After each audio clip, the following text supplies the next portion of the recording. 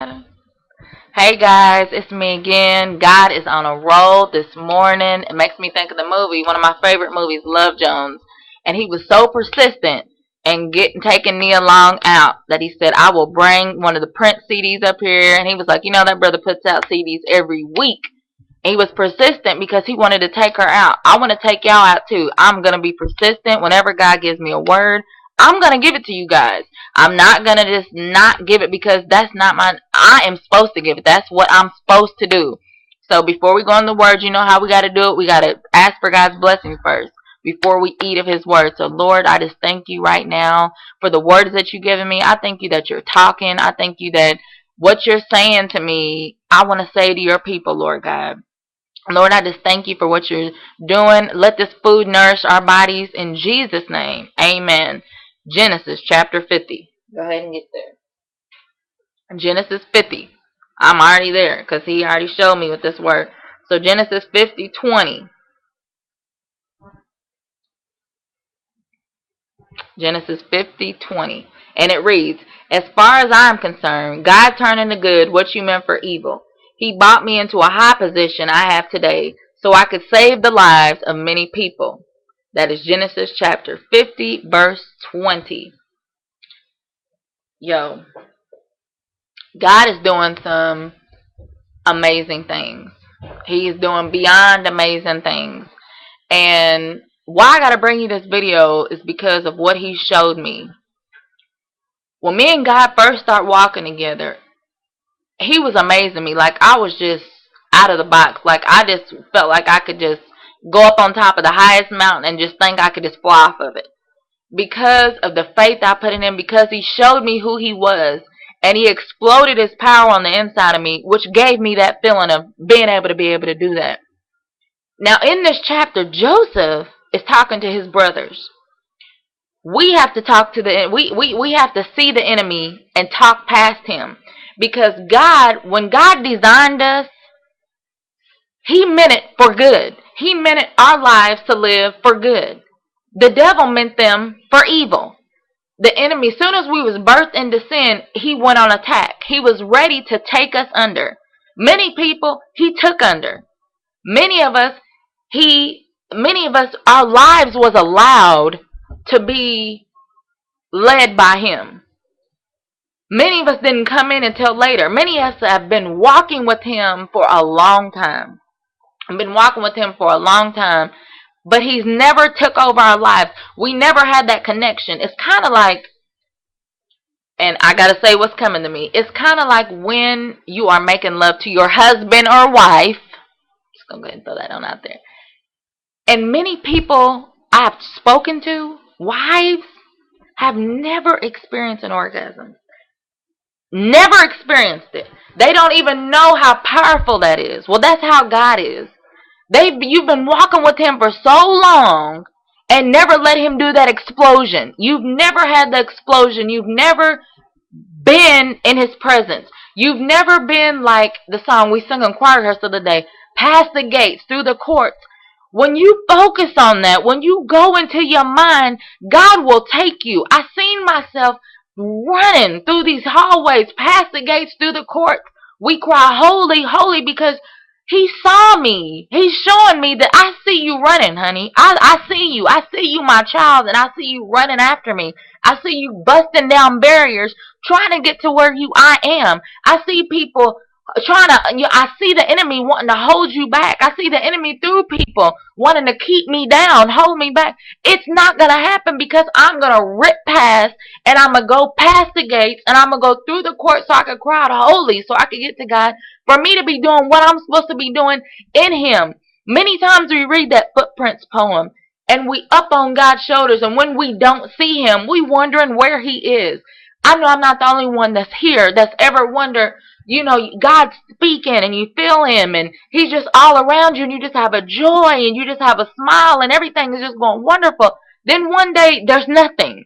There's no words. You don't feel nothing and you wondering, where'd you go? Where have you been? What's going on? Did I do something wrong? We cry out. We do everything to try to get God's attention. And God is saying, his word says, if you have the word in you, you know I never leave you nor forsake you.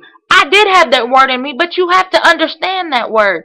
that means he's not going nowhere. It's then that he's carrying you. He's done showed you something. When we first got started, he showed me this is how I want you to be. He already set me up to be bold and wild and tap into his power. And I know what she's going to do through me because he was in front of me. He was leading. But what happens when he makes himself invisible? And he's there, but I don't realize he's there. And I call out for him, and I need him, and I want him. And I'm wondering, where are you at?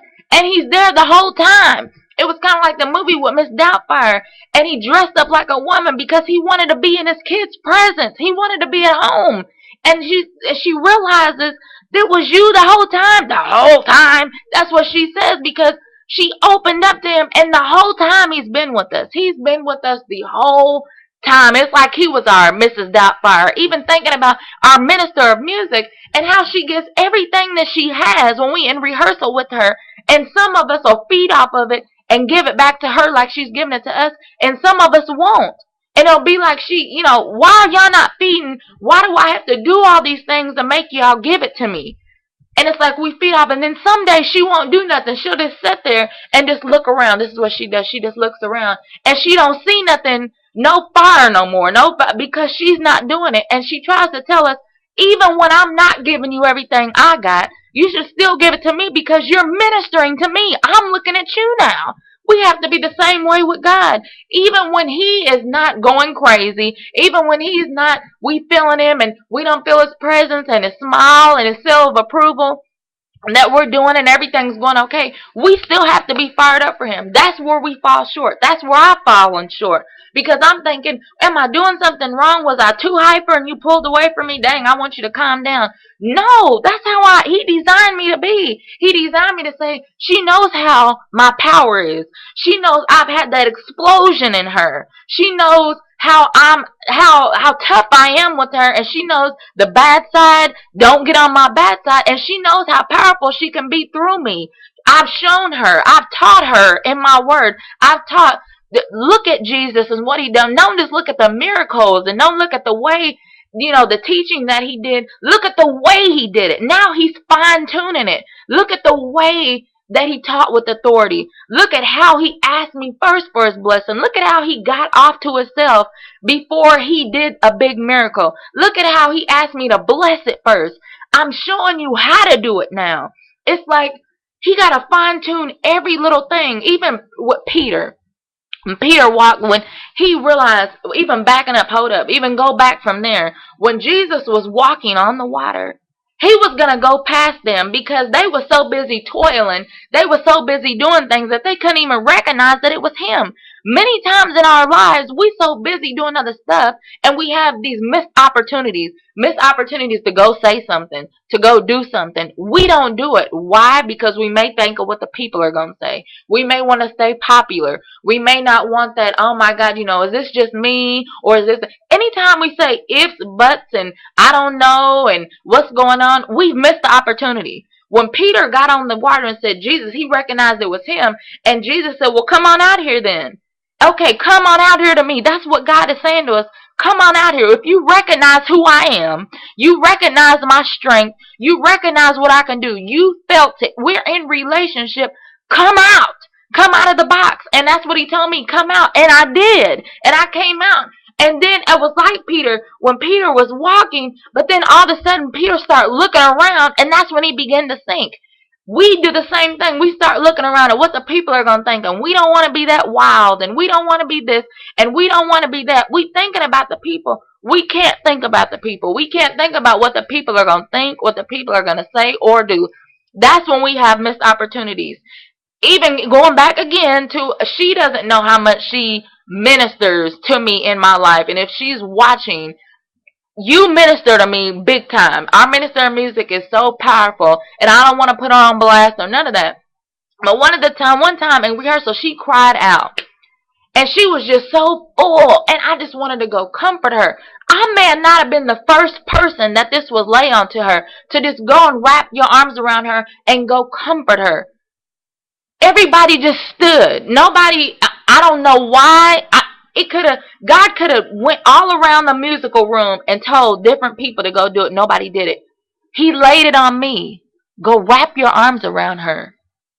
It's because somebody cries out don't mean there's something bad going on. It may be because it's so overwhelming. God's power is so overwhelming that you just gotta cry. You can't think of nothing else to do and wrap your arms around her and pray over her. And I wanted to so bad, like my feet was moving, but the enemy start talking. He starts saying, what are people going to think about you? What if she don't react to you? What if this? What if that? You can't think about the people. When God says go, that means go. Get out of the boat and move. If he says go pray for somebody, do it. If he says go do a cartwheel in the middle of the service, you don't know why you're doing that cartwheel. Maybe God told somebody's going to do a cartwheel in here today, and you don't go do the cartwheel. That means you were disobedient. Miss opportunities. Our pastor said on Sundays, God is just waiting. He's on the tiptoes just waiting to bless, waiting to do. Some people have been waiting years and years and years. They've had a dream. They've had a goal. They've had a desire, something that they wanted to do for God, something big that they wanted to do. But they never had enough courage. They never had enough boldness to step out and do it. I have to have that boldness. I can't have these missed opportunities. And it's in the midst, like I said before, of when we going through things, of when we're busy, of when at nighttime. At night, sometimes he wakes us up to do something. That don't mean we sit there and wonder, Lord, is this you or am I just getting up? Or sometimes we get up and go get a snack. Or sometimes we get up and hungry. Or go turn on the TV. Or go turn on the Facebook and start just typing instead of spending time with him. It's a missed opportunity. I want to tell you, I'm about to set you up for something. I'm pulling you into the mountain because I'm about to do something to you and I need to put it in you. I need to put my strength in you. That don't mean it's going to happen tomorrow. He's going to catch us at the time we not paying attention. That's why the scripture says, always be on guard. Always be guarded because you never know when God is going to come to you. Jesus went to the fig tree. The fig tree didn't know that he was coming and wanted to go. He was hungry. He wanted to go pull a piece of fruit because he was hungry. And there was nothing but leaves on that tree and he cursed the fig tree. We don't want to be cursed just walking around full of leaves, full of saying we Christians, and then somebody comes to us, I need you to pray for me. We busy. Or can you lay your hands on me and heal me? They have enough faith to come to you, but do you have enough faith to do healings? Do you have enough faith if God sent you at a funeral and said, go down to that casket and bring that body up from the dead? Would you think, am I crazy? I'm just saying this to myself. You think, am I crazy? If he tells you to go do something out of the norm, we're not normal anymore. Once we get that in our brain that we are not normal anymore, it's God's Spirit working on the inside of us. Oh my God, where we would be, where he could set us up to do, what he could do through us if we got all of our trash out, if we got all of our thinking out, if we just stepped out and just jumped off that mountain that I was talking about because you feel like you can do it, jump! He's there. I'm not saying go test God and actually go jump off a mountain. Please read into what I'm saying and use sense on that. It's just when he tells you to do something, be bold enough to do it. He's placed so many things on people's heart and they wondering and they praying about it. If he tells you to do it, go do it. If the enemy, you thinking in your mind, oh, this may be me, that's the enemy trying to mean it for bad. But if you just go do it, just try him and see what he'll do. He says my word will not return void. Go try him and see. Go say, I'm just going to do this because God is looking at the heart. He ain't working. He ain't looking at the mouth work. He ain't looking at our jaws working and yapping, yap, yap, yap. He's looking at what our heart's doing. And if he says, go and do it right now, I need you to do it now.